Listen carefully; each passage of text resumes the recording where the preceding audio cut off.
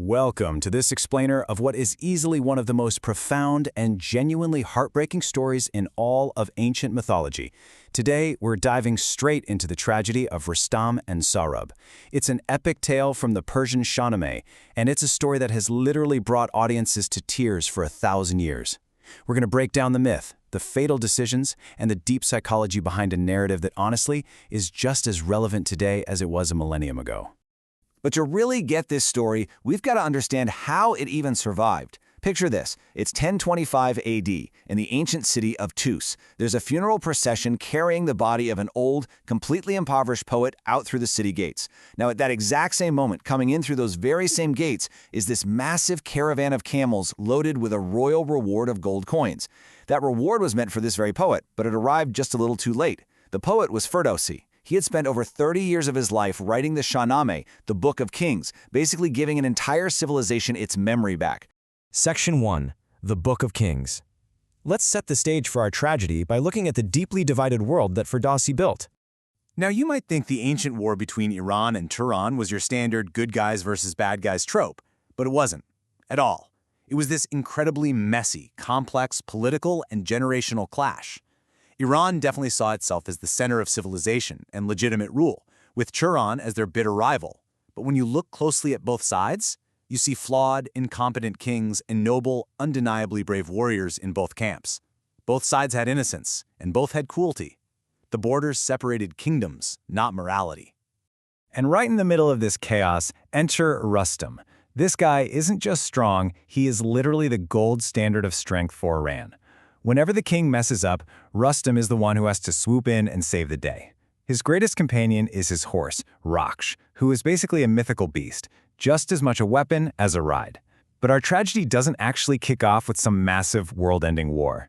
It starts with a simple hunting trip near the Turanian border. Rustam eats a huge meal, falls asleep, and while he's out cold, some Turanian thieves manage to lasso and steal his legendary horse. So he wakes up, realizes Raksh is gone, and an absolutely furious Rustam tracks their footprints all the way to the border city of Saimangan. Section 2. A Secret in Samangan. Rustam marches right up to the city gates, demands his horse, and the local king actually welcomes him and throws a massive feast. But it's the events of that night that change destiny forever. In the dead of night, Princess Tamina of Samangan walks into Rustam's room. And she is bold, she's beautiful, and she knows exactly what she wants. She's grown up hearing all the wild legends about Rustam fighting demons and moving mountains. So she tells him straight up, she wants a child with his legendary strength, a son who will be absolutely unmatched. She even throws in a promise to find his missing horse if he agrees. This wasn't some fleeting romance. It was a highly calculated union of two incredible lineages. So here is where things get crucial. The next morning, before taking off, Rustam hands Tahina an onyx seal, the Sayeng-e-Suleimani. He tells her, look, if it's a girl, weave this into her hair, but if it's a boy, bind it to his arm so I'll know who he is. And then, the king keeps his word, the horse is found, and Rustam just rides off. He goes right back to his endless wars in Iran, leaving Tahina behind with this massive secret, completely abandoning her to raise their child alone. Section 3. A son's grand ambition. 9 months go by, and Tahmanina gives birth to a boy with a smile so radiant they name him Sohrab. But you quickly realize Sohrab is not your average kid. His growth is just supernatural. By 1 month old, he looks way older. By 3, he's carrying himself like royalty. By 5, he's mastering weapons. And by the time he's 10, there's literally no grown man in the entire realm who can match his raw physical strength. But here's the thing. All of that incredible physical power is just masking a really deep psychological void. He's a boy without a dad, and he is just constantly tormented by the mystery of where he comes from. By age 14, he finally forces his mom to tell him the truth. She admits his father is the legendary Rustam, but begs him to keep it a secret. See, the king of Turan hates Rustam, and if he found out, he'd absolutely use Sohrab as a weapon. But Sohrab has that pure, absolute, somewhat naive ambition of a teenager. He hatches this wild, massive plan. He's going to raise an army, conquer Iran, put his dad on the throne, and then turn around and conquer Turan so his parents can rule the entire world together. So he marches out, fully intending to force a family reunion with a father he has never laid eyes on. Section 4. A Web of Deception. This innocent, grand plan is what kicks off a truly devastating chain reaction. We're stepping into a perfect storm of dramatic irony. What happens next is a staggering sequence of misconnections and flat-out lies that practically guarantees a disaster. First, the king of Turan pretends to help Sohrab by sending troops, but secretly orders his generals to make sure father and son never actually recognize each other on the battlefield.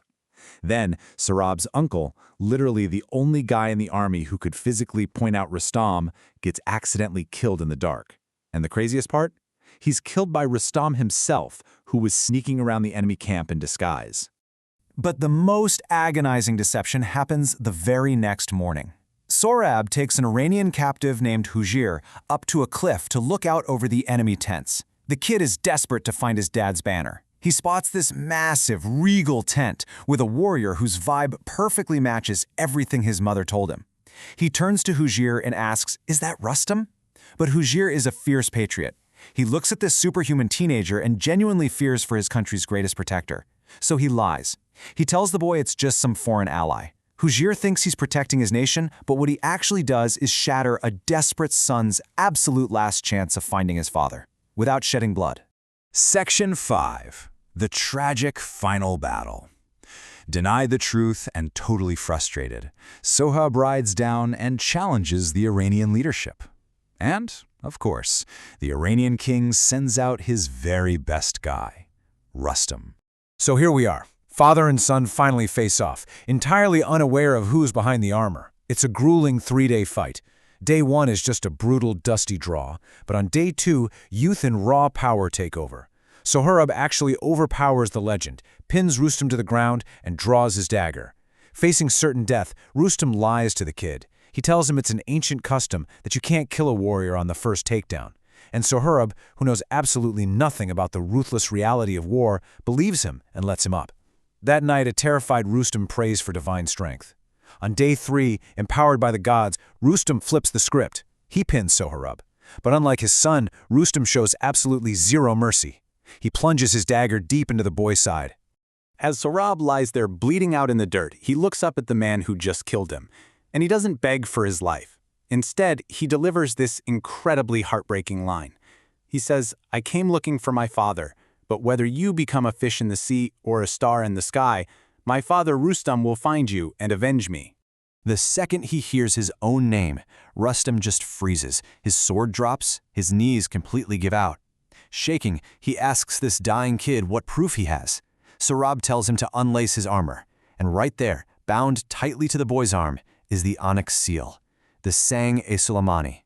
This legendary hero, the guy who spent his life slaying demons and carrying the weight of an entire empire on his shoulders, just shrinks down into the dirt, totally destroyed. He realizes he has just murdered his own child. Section 6. The price of greatness. Let's step away from the dust of the battlefield and look at the massive psychological wreckage this leaves behind. Rustam desperately tries to save his son. He begs the Iranian king for a mythical healing potion from the royal treasury. But the king, who is incredibly jealous and honestly terrified of Rustam's power, flat out refuses. Sohrab dies right there in the dirt. A completely shattered Rustam burns his own armor, his tent, everything that symbolizes his glorious legacy. And when the news finally makes it back to Samangan, Princess Dahamana is so overwhelmed by grief she destroys her home, gives away all her wealth, and dies of a broken heart less than a year later. Think about your classic Greek tragedies for a second, like Oedipus from Macbeth. They're almost always driven by the hero's fatal flaw, their hubris. But Sohrab doesn't fall because he's arrogant. He falls because of his pure, unfiltered innocence. He's completely destroyed by a political world he doesn't understand and the selfish, fatal choices made by the adults around him. He showed mercy, he just wanted his family, and he was brutally punished for it. And here is why this 1,000-year-old myth still hits so incredibly hard today. Strip away all the swords in the ancient empires, and you are looking at a story that plays out in modern living rooms every single day. It's the ultimate story of the absent parent who prioritizes their career, their so-called duty, and their legacy over just being emotionally present. It's about kids who grow up idolizing a phantom, building this mythological image of an absent parent because leaning into a fantasy is so much easier than facing abandonment. Rustam chose his legendary status over his son every single day for 14 years, right up until that very legacy drove a knife into his kid's heart. Which brings us to the ultimate, haunting takeaway from Ferdowsi's masterpiece. The story doesn't tell us to just drop all our ambitions or ignore our responsibilities, but it does look us directly in the eye and ask one incredibly piercing question. Who is paying the price for your greatness? Because the hard reality is, the legend rarely pays the price. The cost of unchecked ambition is almost always paid by the child. Thanks for joining me on this explainer. Until next time, keep questioning the legends.